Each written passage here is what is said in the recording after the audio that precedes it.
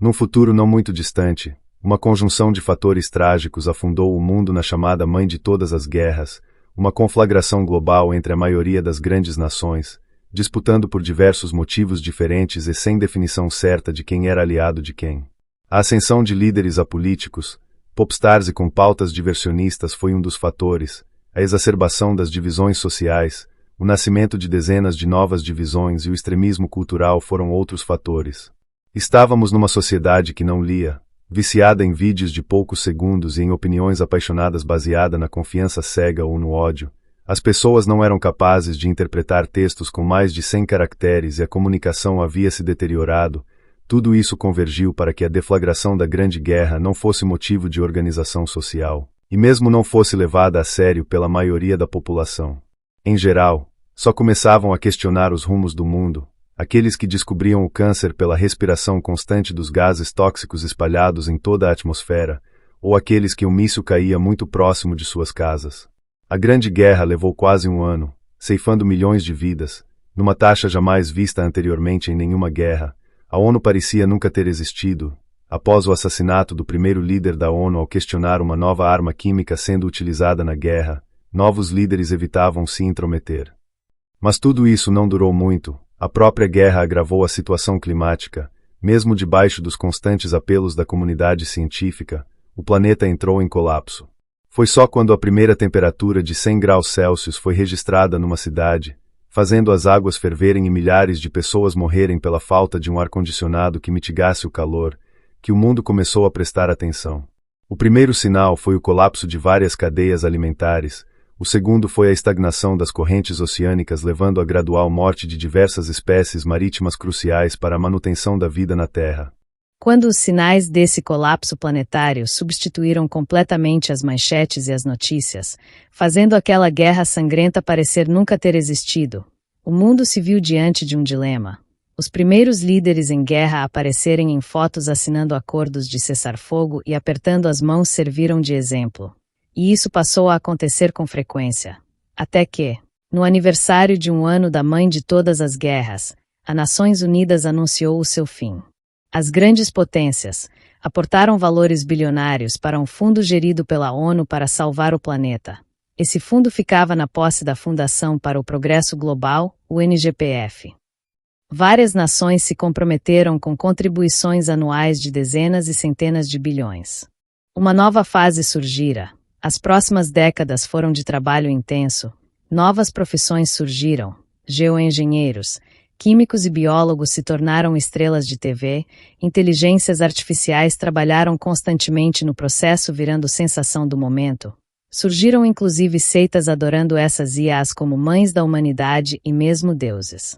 As mudanças no planeta foram tão drásticas que no primeiro século após o fim da Grande Guerra, as crianças já não eram mais capazes de compreender o mundo que existia antes. Com a solução dos problemas climáticos e a continuação da UNGPF, as Nações Unidas passou a investir no progresso biológico, químico, intelectual e social da humanidade e centenas de dilemas, dificuldades e problemas enfrentados pelo ser humano foram erradicados. O ano é 5150. Fadia um jovem explorador intergaláctico de apenas 1500 anos de idade. Sim, pois a morte natural fora vencida, bem como doença, guerra, fome e injustiça são meras sombras de um passado distante. O corpo humano adquiriu uma força e complexidade incríveis e a tecnologia é usada desde a manipulação de partículas subatômicas alterando estados da matéria, até a viagem entre galáxias distantes. Os aparelhos eletrônicos também são meras lembranças. A capacidade científica adquiriu dimensões incompreensíveis para o tempo atual. Fadia era um cientista, cético, metódico. Em suas explorações recolhia dados sobre planetas, sistemas solares e nebulosas para suas pesquisas. Um certo dia, nas profundezas longínquas do cosmos, encontrou um planeta magnífico, coberto de florestas de cristais multicoloridos que cintilavam com as luzes astrais das grandes estrelas e nebulosas vizinhas, constantemente gerando um espetáculo de luzes hipnotizante. Ao entrar no planeta, encontrou uma apresentação artística magnífica, uma bela moça conhecida como Aissa, que estava ali de visita, treinava seus dons artísticos e buscava inspiração.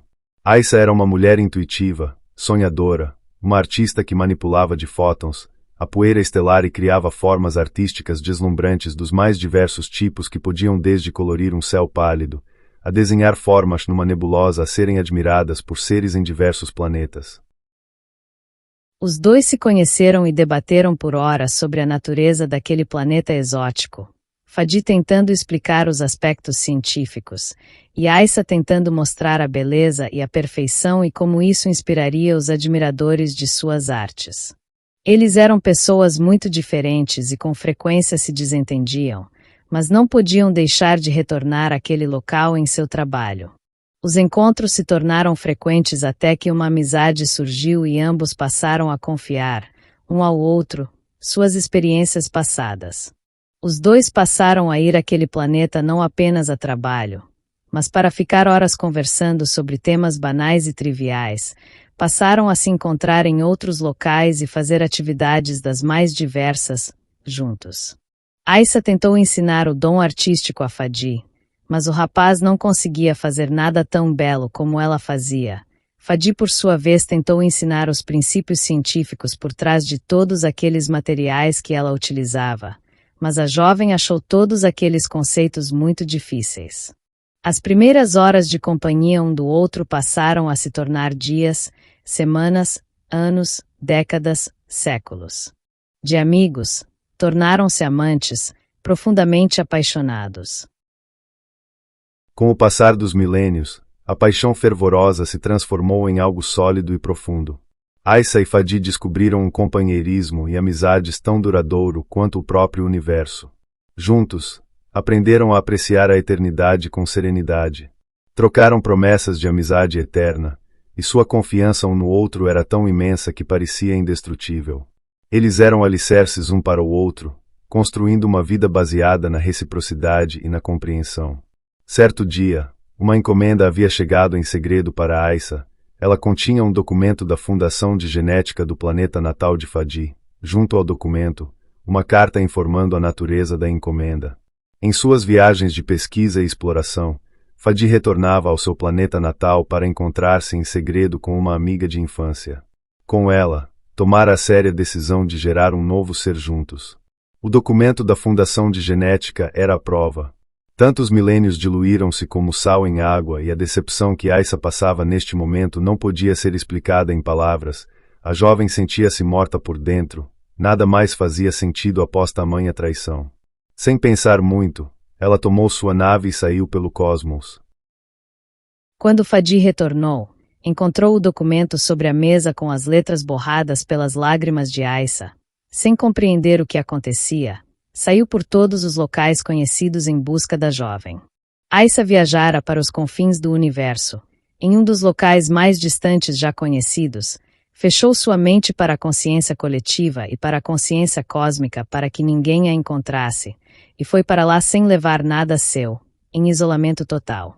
Fadi, por sua vez, tomou uma decisão. Aissa era sua companheira na eternidade e nada fazia sentido sem ela. Portanto, nem que a buscasse para sempre, não desistiria, e foi o que ele fez incessantemente. O rapaz mal sabia quantos locais o universo escondia e o tamanho que ele possuía. Com o passar dos primeiros milênios em sua busca, chegou a pensar em desistir, mas não o fez. 7.000 anos haviam se passado quando Fadi, já nos confins do cosmos, ouviu rumores de um planeta mergulhado nas trevas profundas que nunca fora explorado. Lá ele encontrou Aissa. A jovem ainda chorava. Fadi entregou à sua amada o documento assinado pelo próprio presidente da Fundação de Genética, comprovando que ele nunca havia feito o que sua amiga mal-intencionada o acusara. Convidou-a a irem ao seu planeta natal não somente visitar a fundação e comprovar a verdade, como confrontar sua nêmesis. Fadi se ofereceu a fazer tudo o que Aissa exigisse dele para provar sua inocência, desde que jamais o abandonasse. Aissa confidenciou que passará 7.000 anos naquela escuridão chorando, e que neste tempo nunca escutara uma única voz e nunca vira um único rosto. Tamanha havia sido sua decepção. Fadi, por sua vez, confessou à jovem que passará 7.000 anos em busca e que neste tempo nunca tivera sequer uma única amizade e que a maior parte do tempo havia passado em viagem, de planeta a planeta, galáxia a galáxia, com a plena convicção de que somente Aissa importava para ele. Os laços haviam sido restituídos, O primeiro abraço após 7.000 anos teve um carinho e importância tão grande que nenhuma mente humana atual pode compreender em totalidade. Juntos retornaram, emergindo da escuridão, para sua floresta de cristal iluminada e multicolorida. Porém um dia, pouco tempo depois do reencontro, Aissa desmaiou. Fadi levou a jovem imediatamente para os cientistas de seu planeta analisarem o que havia acontecido, e algo terrível foi constatado. A jovem havia sido exposta naquele planeta inexplorado a um gás tóxico banido em todo o cosmos, isso porque todas as substâncias, armas e qualquer coisa que pudesse provocar a morte de alguém havia sido proibida, mesmo entre trilhões de seres em todo o universo. Um caso de assassinato era raro e tal notícia viajava as galáxias sendo motivo de espanto em todo lugar.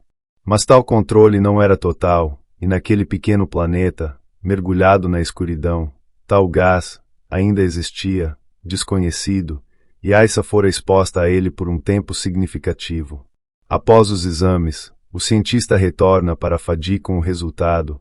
O processo era irreversível e Aissa estava morta.